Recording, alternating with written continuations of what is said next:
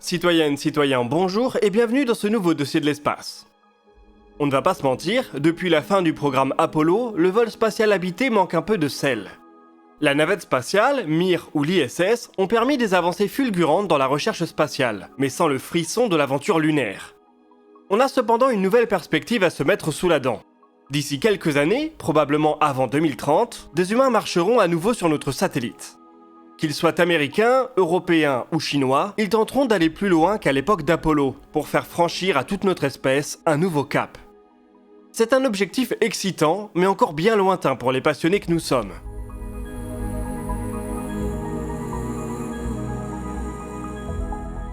Si on détourne les yeux de la Lune, il y a cependant un autre programme, beaucoup plus proche dans le temps et aussi très aventureux qui se dessine, Polaris. Né en début d'année, il s'agit d'une série de missions qui vont permettre de pousser dans ses derniers retranchements le vol habité en orbite terrestre. Faisons donc un petit aperçu de ce qui nous attend dès le début de l'année prochaine.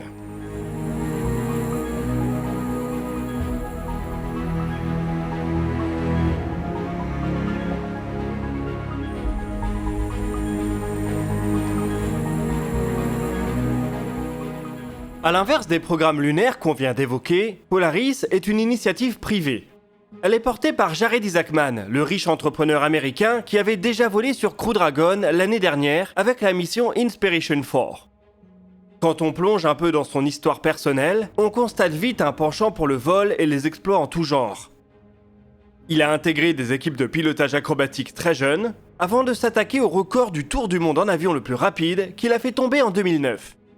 L'aviation occupe aussi une partie de sa carrière, puisqu'il est entre autres le patron de Draken International, une entreprise qui fournit des services d'entraînement pour les pilotes militaires. Jared Isaacman est donc un pilote très aguerri, un peu casse-cou, doublé d'un entrepreneur aux poches très pleines. Ce profil atypique se retrouve dans le programme Polaris Dawn.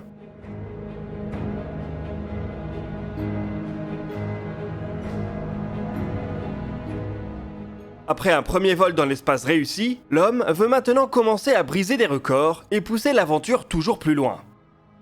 La première mission du programme Polaris Dawn va ainsi essayer de faire tomber un premier record spatial, celui de la plus haute altitude en orbite terrestre atteinte par un vol habité.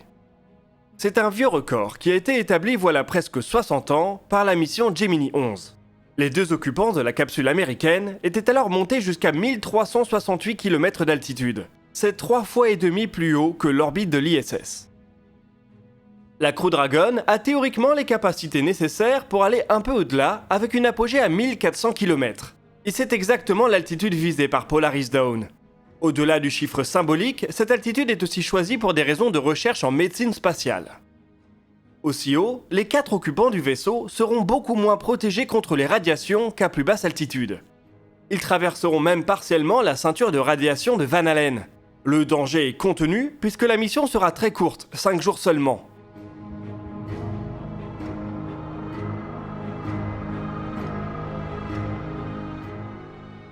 Les occupants de la Crew Dragon feront toutefois office de cobayes humains pour étudier les effets de ces radiations. Ils mèneront en parallèle de ça des expériences sur des bulles de gaz qui peuvent se former dans les veines, ou sur la déformation de l'œil humain en microgravité. L'objectif affiché est de comprendre un peu mieux les effets du vol spatial au-delà de l'orbite basse. Et ce sera effectivement la première fois que des instruments de mesure modernes pourront caractériser comment des humains volant aussi haut sont affectés par ce milieu.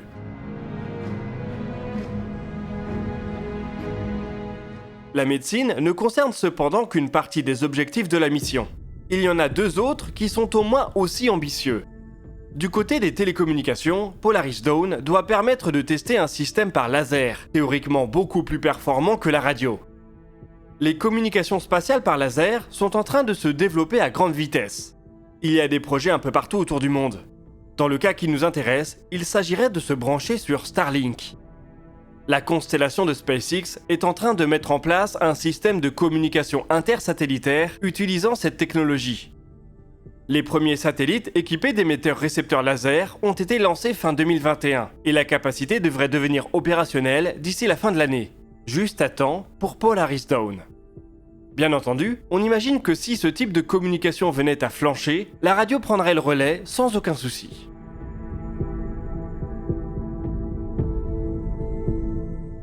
Le dernier objectif de Polaris Dawn est peut-être le plus fou. Il consiste à organiser une sortie extravéhiculaire. Il y a là plusieurs défis à relever. Le premier, c'est que la Crew Dragon n'a pas vraiment été conçue avec cette possibilité en tête. Il n'y a pas de sas pour assurer des cycles de décompression-recompression, et c'est donc toute la capsule qu'il faut soumettre à ce traitement. Avec 4 passagers à bord, ils doivent donc être tous équipés pour cela, ceux qui sortent, mais aussi ceux qui restent à l'intérieur. À cette fin, SpaceX a développé une combinaison d'EVA qui semble être dérivée de sa combinaison de vol. On imagine qu'elle a tout de même été assez lourdement modifiée pour pouvoir par exemple gérer le maintien de la température des astronautes. Il est aussi assez étonnant de ne pas voir cette combinaison d'abord testée dans l'espace sans personne à l'intérieur. Peut-être que SpaceX a prévu un tel essai dans les prochains mois, mais pour le moment, rien d'annoncé. Un tel équipement représente généralement un développement lourd. La NASA a dépensé des milliards pour ses combinaisons actuelles. On se demande donc un peu comment SpaceX peut proposer une combinaison d'EVA aussi rapidement et sans le soutien financier d'un contrat public.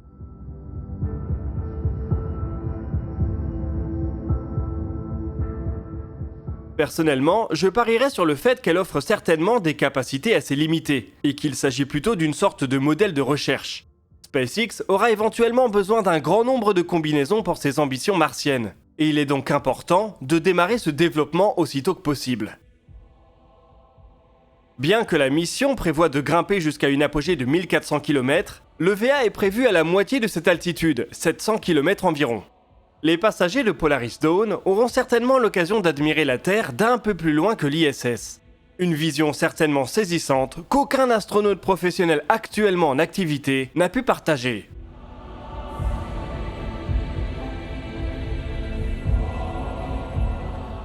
On ne sait pas s'il y aura des objectifs particuliers en dehors de la simple démonstration de technologie. L'EVA sera probablement assez courte avant un retour dans la capsule. Maintenant qu'on a détaillé les activités, il est temps de jeter un œil à l'équipage. Jared Isaacman est bien entendu présent et sera le capitaine de la mission. Il sera accompagné d'un pilote de l'US Air Force à la retraite, Scott Potitz. L'équipage est complété par 2 spécialistes de mission, qui sont toutes deux issues des équipes de SpaceX, Sarah Gillis et Anna Menon. Cette participation importante des membres de SpaceX illustre peut-être le fait que la mission est cofinancée. Pour l'entreprise d'Elon Musk, c'est en effet un test crucial des capacités de son vaisseau Crew Dragon.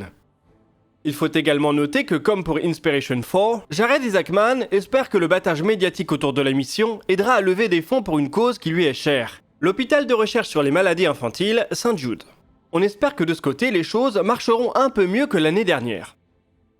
Comme je vous le disais en début d'épisode, ce qui rend cette mission aussi intéressante, c'est également le fait que nous n'aurons pas à attendre longtemps. Pour le moment, le décollage est prévu pour mars 2023.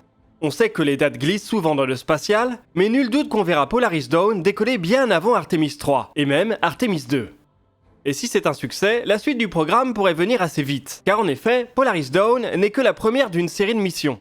Il pourrait en tout y en avoir 3. Et comme vous devez vous en douter, avec la personnalité de Jared Isaacman, il va s'agir de faire progressivement des choses de plus en plus incroyables. On sait déjà que la mission Polaris 2 exploitera elle aussi un vaisseau Crew Dragon, et que Jared Isaacman sera à nouveau à bord. Pas d'objectif fixé pour le moment, mais Crew Dragon oblige, on devrait rester en orbite terrestre. Voilà quelques semaines, la NASA et SpaceX ont annoncé qu'ils voulaient mener conjointement une mission de maintenance à destination du télescope spatial Hubble. Cette mission exploiterait un vaisseau Crew Dragon avec éventuellement une possibilité de sortie extravéhiculaire. Exactement les capacités démontrées par Polaris Dawn. Il y a donc une possibilité réelle qu'il s'agisse là de l'objectif de Polaris 2. On ne serait plus dans la démonstration de technologie, mais dans une mission à haute valeur ajoutée pour l'astronomie.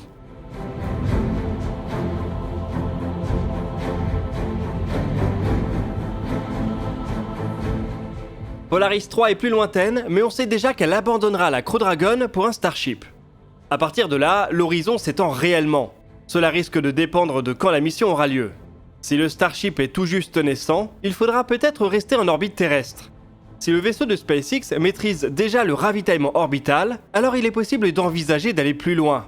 Des démonstrations de technologie pourraient là aussi être menées pour préparer les futures opportunités que présentera le vaisseau géant de SpaceX.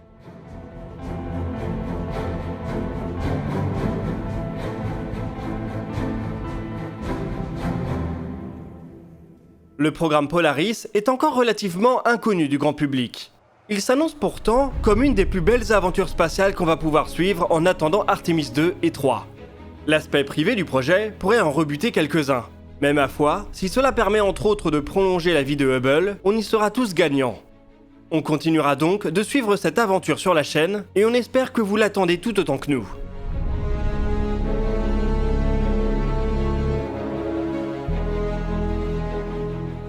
Nous voici en tout cas arrivés au bout de cette vidéo. Je vous invite à partager vos remarques et vos questions dans les commentaires. Nous répondrons à certaines d'entre elles dans la vidéo qui sortira le samedi 29 octobre à 17 h. Vous pouvez consulter la description pour retrouver des liens vers nos sources, nos réseaux sociaux et nos podcasts. On se donne rendez-vous la semaine prochaine pour un nouveau DNDE, et d'ici là, citoyennes, citoyens, portez-vous bien.